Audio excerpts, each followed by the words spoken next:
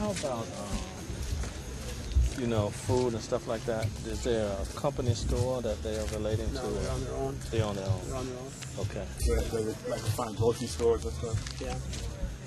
Yeah, the crew leaders or the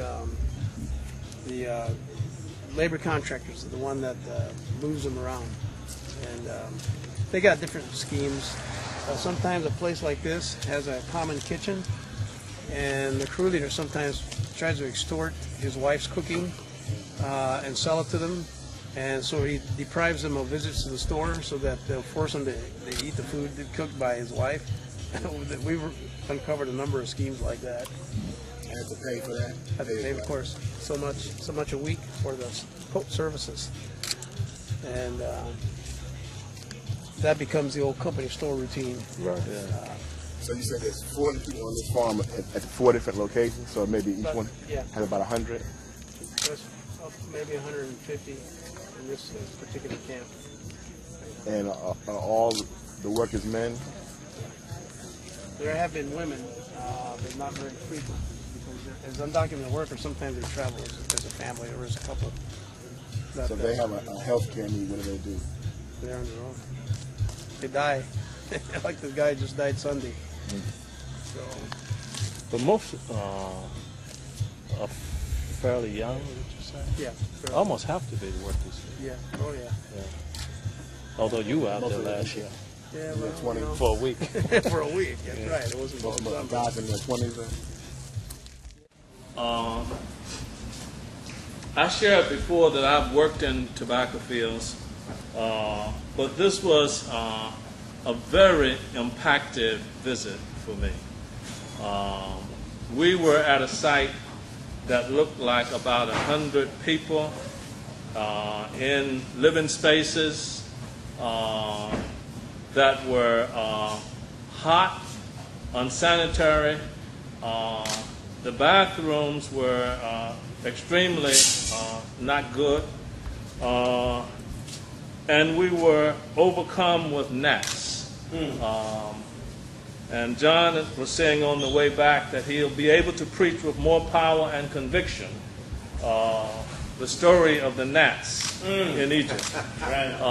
But here's what I want to say, that you kind of know these things, but there's nothing that substitute for seeing another person and another human being and connecting on that level with folk. It's a little bit more than a picture. Pictures are good, but to touch the flesh and to feel the spirit is what I felt today. And there was one place where a dear brother had put up over his bed a piece of plastic to protect himself. We thought from the water. It was wet up there, I could see that. But it was from the dust that falls down on them. We had, I thought, a wonderful conversation with about 15 people who shared freely and shared their own thinking. And one of the things that was said, that Carlton raised a question, and the question about, do you know there's something better than this? I was sensitive to the question itself, but the person said that this is the way it was, and this is the way it is. And what we believe, that God has called us to a work, and that once you see, you cannot claim an exemption. Once you see. 4 horas por día, 7 días a la semana. Cuando necesitan un apoyo o un algo, pues tratamos de responder de una manera para apoyarlos. I think we want to say to the brothers who said there was no choice, that that we believe is the role of the Christian church and the role of the union to give them some choices for better conditions. Dice el Señor que cuando contestaste que no te dan otro alternativo para hacer lo que te ofrecen, ¿verdad? Y no tienes opciones. Dice que es el rollo de la iglesia y del sindicato para darles alternativas.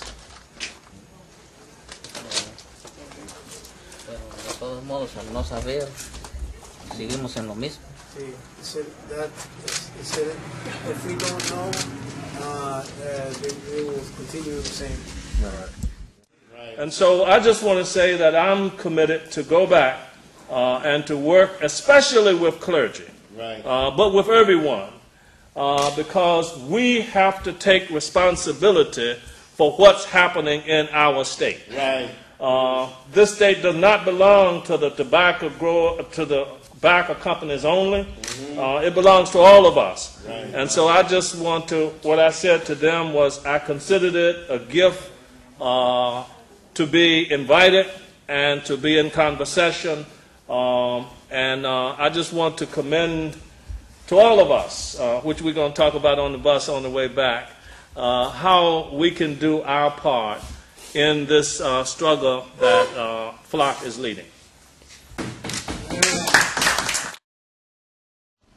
We were together today. It was our first encounter.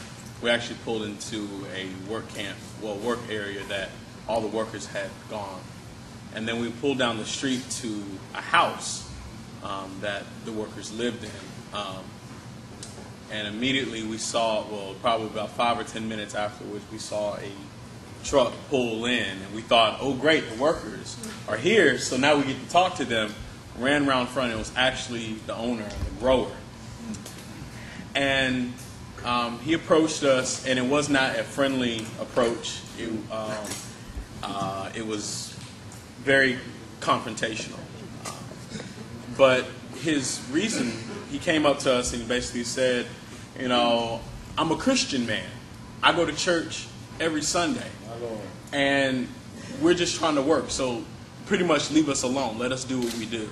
And I think, so I'm joining with my good friends in Winston-Salem saying that we need to work diligently hard because just as faith was justified for slavery, again, faith is being justified once again for slavery.